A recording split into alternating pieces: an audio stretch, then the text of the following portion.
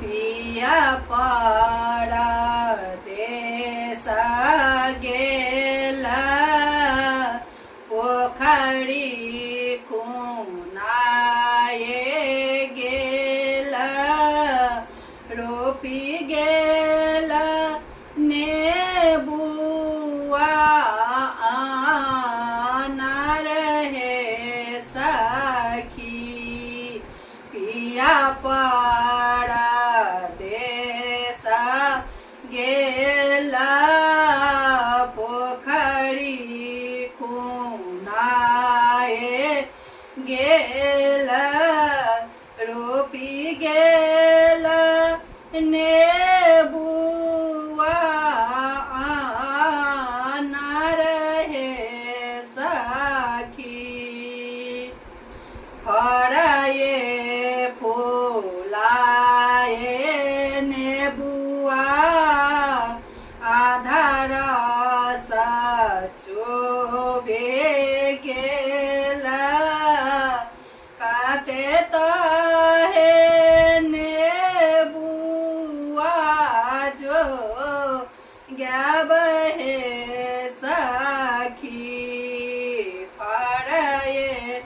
फूलाए नेबुआ आधा रस चोबे गेला काते तो हे नेबुआ जो गाब हे सखी घर पाछो आरबा में बस एक काये था ताकरे चिठिया लिखब हे सखी कर पाछो वारबा में बस एक काये था ताकरे चिठिया लिखब हे सखी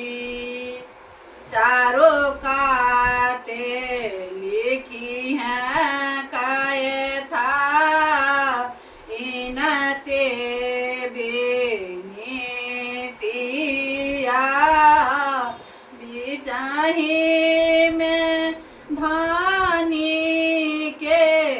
बीरोग हे सखी चारों काते लिखी हैं काये था इनते बेनीतिया बिचाही में धानी के बीरोग हे सखी घर पाछो वारबा में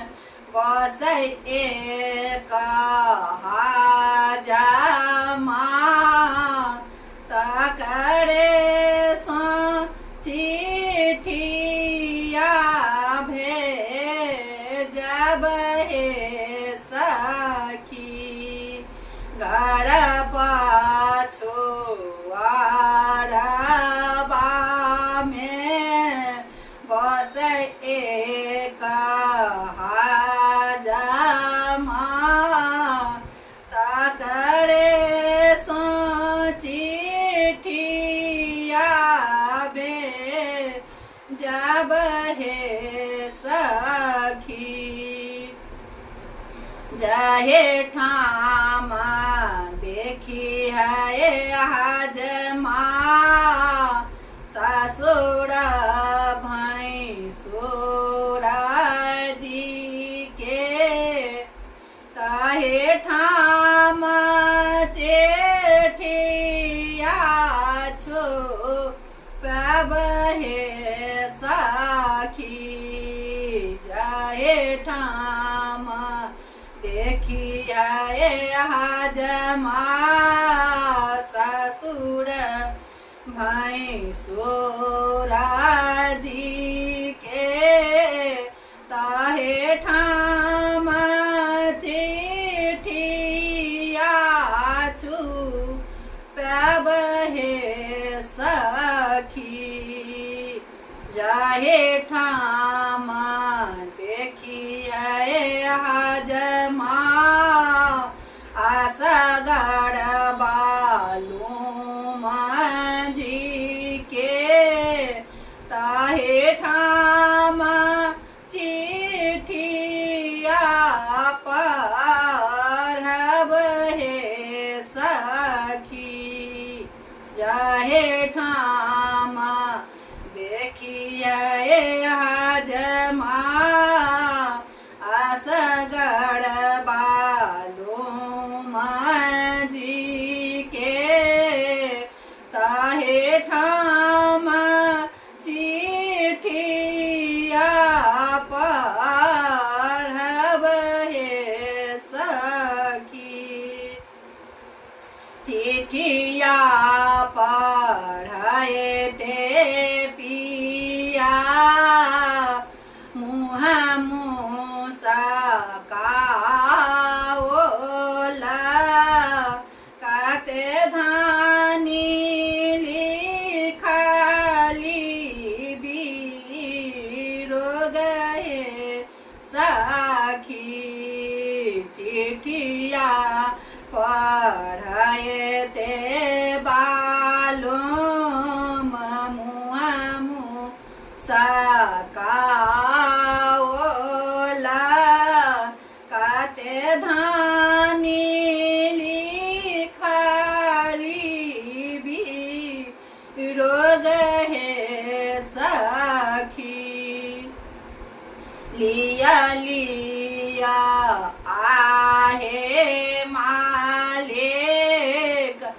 आपनो नो कारिया हमहू जाए छे धानी के ऊ देश हे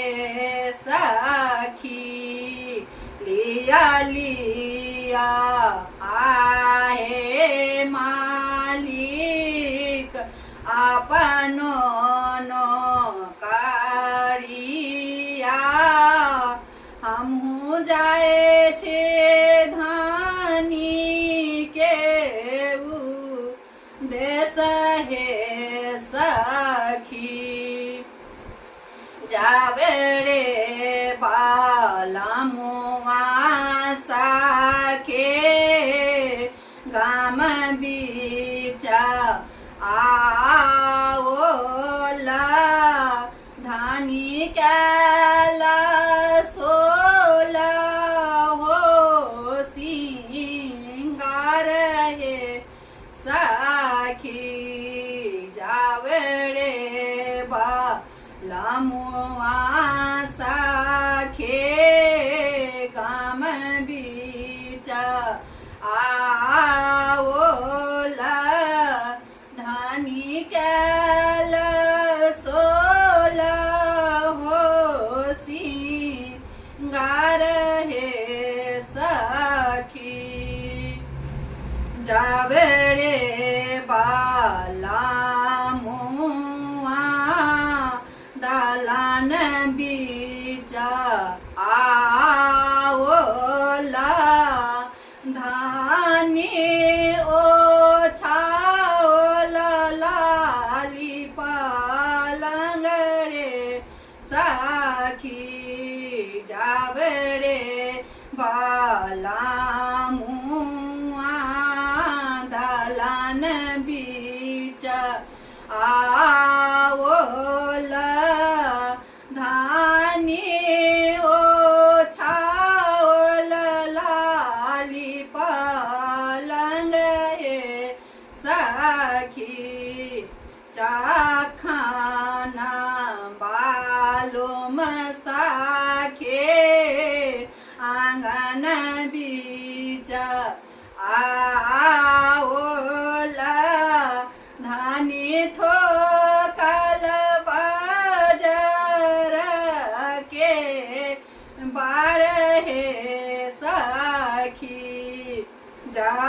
खाना बालुम साखी आंगन बीच आवोला धानी ठोकल बजर के बड़े सखी ए खोलो खोलो आहे धानी